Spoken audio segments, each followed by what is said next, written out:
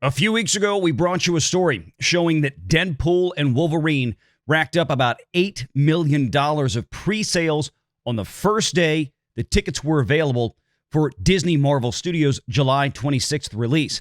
And now it's looking like Deadpool and the Wolverine may actually deliver one of the biggest box office opening weekends here in North America of all time.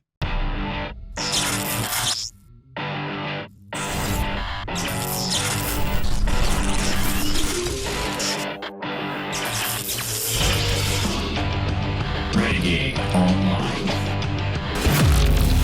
In late July, about 3 weeks after Minions Rise of Gru, after Despicable Me 4, opens, we're going to have this. And as of right now, this is looking scary, kids. We told you this was probably going to be the biggest thing that Disney has seen in a very long time. And we've been telling you this for months. And it looks like this is coming to fruition. As it stands right now, according to Deadline and early tracking data, Deadpool and Wolverine is going to open somewhere between $200 and $250 million for an R-rated film in North America. I'll repeat, in North America alone, we may be looking at a $200 to $250 million opening for Deadpool and Wolverine. Now, let me remind folks, because we've been very clear about this. We knew this movie was going to be something special. And we also knew that Ryan Reynolds and Hugh Jackman, as those two titular characters, that's the draw for this film. The draw for this film is not Marvel. The draw for this film is not phases 4 or 5. It's not all the girl bosses that led up to this. They've killed that franchise. Marvel has destroyed their own franchise. This is a one-off as it stands right now. And even as big as this is, the likelihood that then this is going to carry over somehow until 8 months later when the Captain Falcon movie comes out, I still think is a pretty slim chance. I do. I could be wrong, but as of right now, I don't see this happening.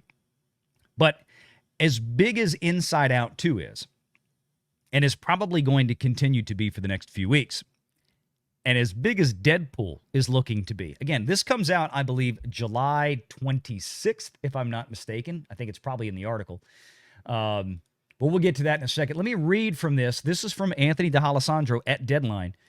Deadpool and Wolverine hit a 6 weeks tracking this morning, and man, does it look amazing. The Quorum, which monitors picks 6 weeks ahead, is reporting a projection of 200 to 239 million, which the service actually believes is conservative. I almost can't even see how that's possible, domestic only, but let's see how accurate this is. We brought a story to you from, I believe it may have also been Deadline, several weeks ago now, that showed that the very first day of ticket pre-sales for Deadpool and Wolverine was over $8 million. So tickets went on sale that morning, whatever it was, probably a Monday morning, 3 weeks ago, I think it was, 2 weeks ago. And by the end of that day, $8 million of tickets had been sold, which is obscene. You got to remember that there are movies, most movies don't rack up $8 million in sales on a Thursday preview. They did this on the first day of ticket pre-sales, $8 million. Unbelievable. So everything up front told us that this movie was going to be big, and fingers crossed, it's actually going to deliver a really good movie. If this was a movie where Disney stayed out of the way of people like Ryan Reynolds and Hugh Jackman, and I think it was Sean Levy that was directing this one as well. If they stayed out of the way and just let them make a Deadpool movie, then this probably is going to be a boatload of fun. And this is exactly the kind of thing that Disney needs. But again, does this portend that Disney is suddenly going to change everything and become better overnight? There's some rumor out there that Marvel is going to look to get retooled moving forward, at least for the things that haven't been greenlit or gone into full mode production yet. Time will tell on that one. I would hope for Disney's sake and for the stockholders' sake that they will do that. I mean, shareholders have got to be getting kind of pissed off at this point watching the box office collapse. Like we talked about on the last Disney earnings call from back in May, where we heard more questions during that earnings call than we had ever heard before about the failures of the Walt Disney Company studio system. And there have been an absolute plethora of failures, and I mean big failures. I don't know if this is going to fix all of Disney's woes, but the point is this. People have been asking me, what are we looking at the next Disney earnings call? For those of you who are new out here, we actually cover the earnings calls of companies like the Walt Disney Company every quarter. The next one will be in the first or second week of August. If this actually happens with Deadpool about a week and a half to 2 weeks before the earnings call, and if in addition to that, this with Inside Out 2 holds, and this thing is at $1 billion by then the earnings call is going to lead off with Inside Out 2 and Deadpool and Wolverine. That's it. That's what they're going to lead off with. They are going to tout the successes.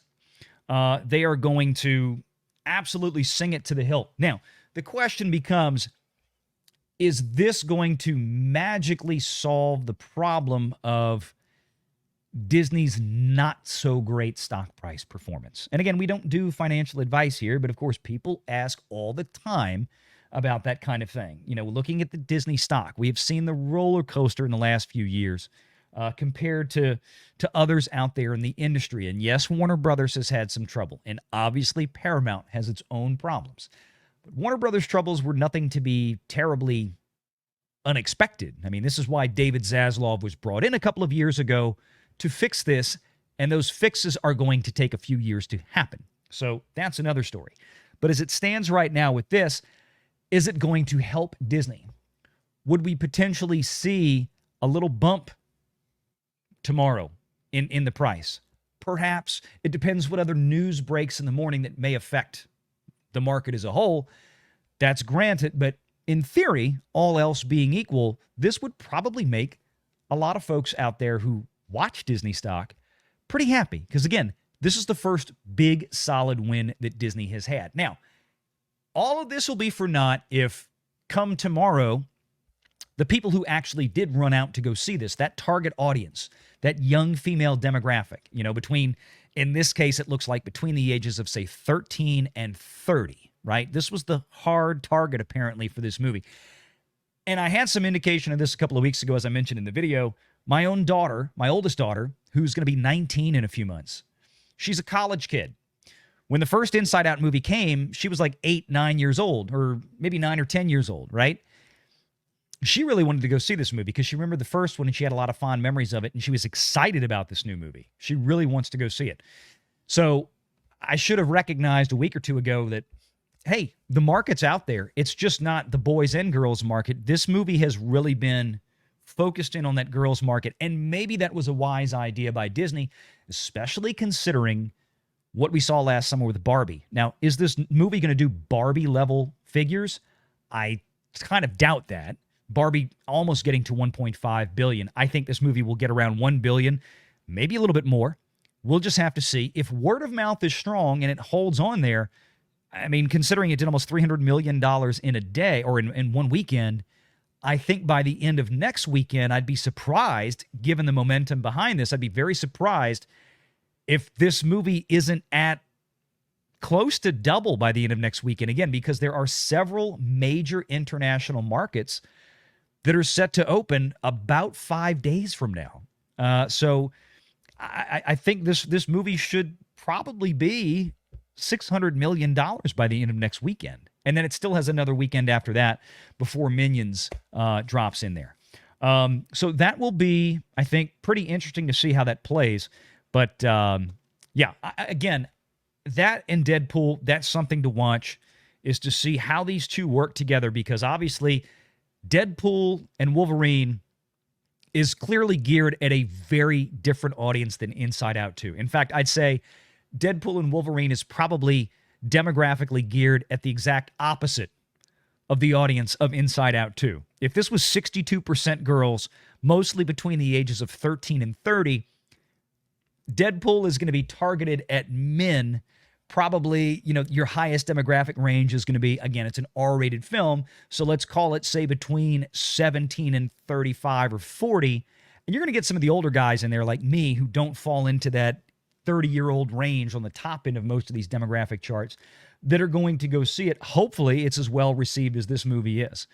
So, any case. Make sure you're subscribed to Valiant Renegade and join us every Sunday at 6 p.m. Eastern for the live show.